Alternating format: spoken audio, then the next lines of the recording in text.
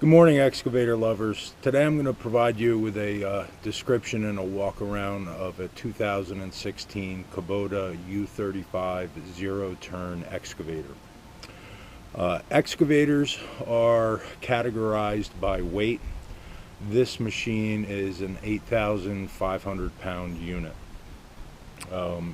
It has the ability to pick things up and dump them into dumpsters and small dump trucks, as long as that height's not greater than 11 feet.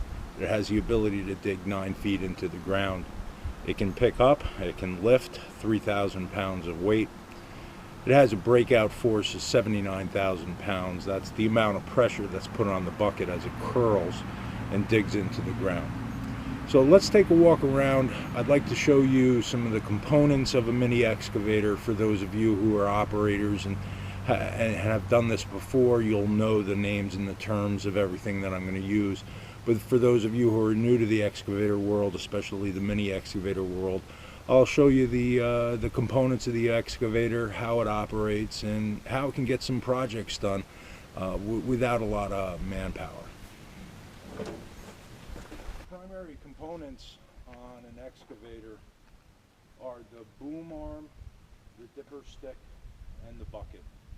These three items work together to move your bucket out, move your bucket back, to dig and to landscape, to lift, and to do everything that you need. Let's start with the thumb. This is referred to as a hydraulic thumb. This cylinder here has the ability to retract or contract to move this thumb so that you can grab things and pick things up, such as rocks, debris, and so forth. This whole unit is referred to as a hydraulic thumb. All of the excavators that Axiom Rental rents have this thumb because it is such a useful item on an excavator. This increases capacity tremendously. So this is the thumb. Here, this section of the excavator is referred to as the bucket. The bucket is controlled by this hydraulic unit here. So as this hydraulic unit activates or unactivates, the bucket curls or uncurls. That's the term that's used for movement of this bucket. A curling motion brings the bucket in, an uncurling motion brings the bucket out. This hydraulic cylinder is attached to the dipper stick. The dipper stick is referred to as this part of the arm. This hydraulic cylinder is referred to, the dipper is attached to the dipper stick through these pieces of metal. These pieces of metal are referred to as the tool of the excavator. So we have the thumb, we have the bucket, we have the tool, we have the dipper stick. The dipper stick is powered by this hydraulic unit here. And what this hydraulic unit does is puts pressure on the end of the dipper stick so that the dipper stick can move outwards, or the dipper stick can move in. So right now we have the capability of curling and uncurling our bucket and moving our dipper stick out and moving our dipper stick in. This large section of the arm is referred to as the boom. And the boom is activated by this hydraulic unit here. And when this hydraulic unit is actuated, the boom is lifted, or if this hydraulic unit contracts, the boom comes down. So with those particular motions in mind, you can curl the bucket, you can uncurl the bucket, you can move the dipper stick out, you can move the dipper stick in, you can move the boom up, you can move the boom down. The magic comes in is when you can move each of these units at the same time. As we move forward on the excavator, we'll see that this excavator has a blade. This is a hydraulically activated blade by a cylinder, which is down here. This blade can come up, this blade can come down. This blade is designed to move soil which is already disturbed. And what I mean by disturbed soil is the soil after you've dug. You can use this blade to push the soil back into the void that you created when you dug.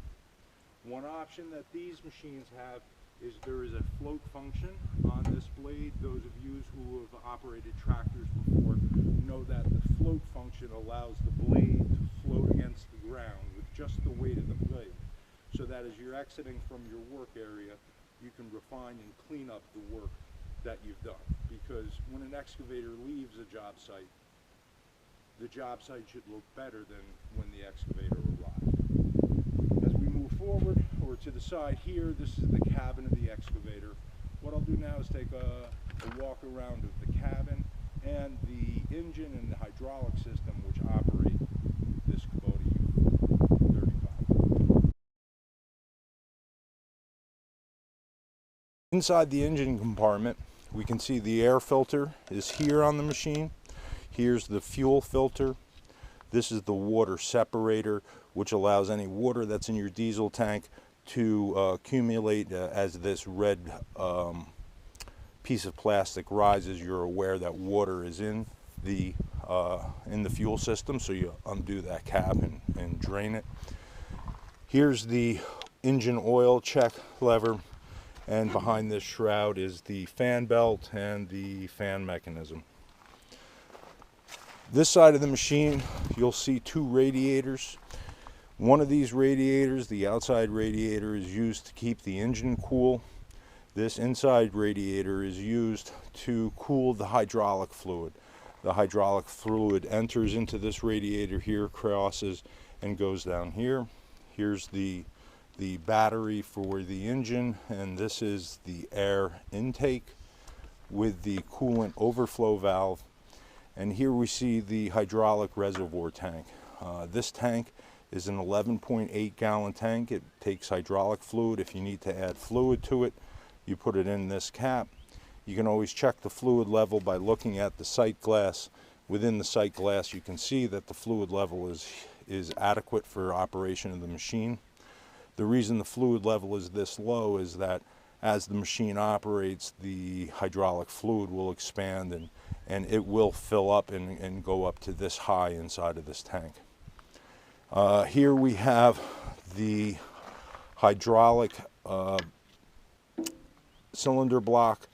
Each of these hydraulic cylinders are activated or deactivated depending upon the movement of the stick, and hydraulic fluid flows through all these tubes and out to the hydraulic cylinders that I described to you before.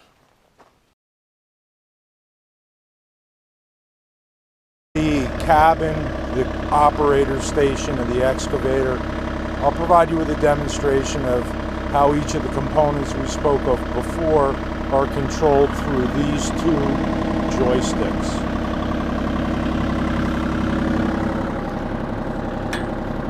As we look in the cab, you'll see the two primary joysticks.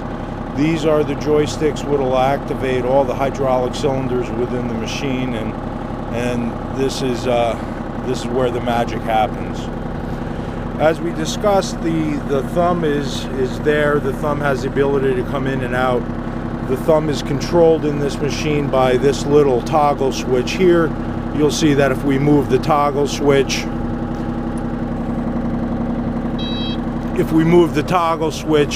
the thumb opens and closes, and the thumb will close right into the bucket so that you're able to pick things up. What this lever does is, if you move it outwards and inwards, it provides the curl of the bucket. So we'll see that. As you move this out, the bucket uncurls. As you move this lever in, the bucket curls. The other function, which is controlled by this right joystick, is the movement of the dipper stick.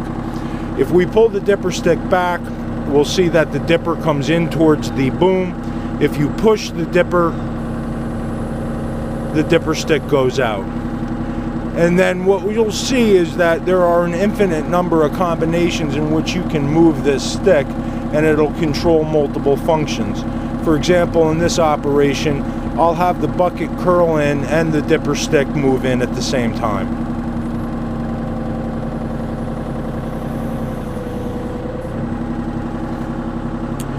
The left control handle operates two functions. The left control handle makes the boom of the excavator come up, or it makes the boom of the excavator go down. Now, another feature that this controller will do is the controller will rotate the cabin.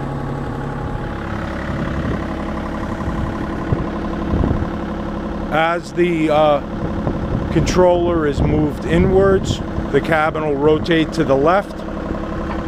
As the controller is moved outwards, the cabin will roll to the right. So with these combinations of activities, you have the basic operation of the machine. One other item on the machine that I'll demonstrate is the front blade. The front blade of the machine is actuated by a handle that's over there that has the green button on it. What we'll see here is as you pull back on this lever, the blade will come up.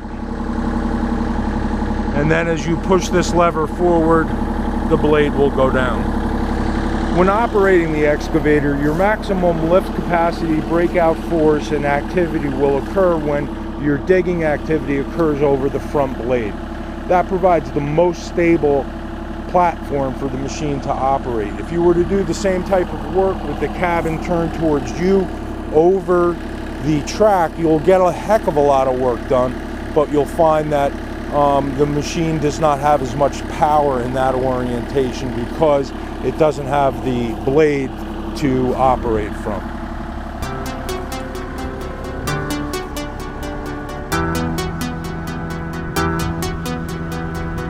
Thanks for taking the time to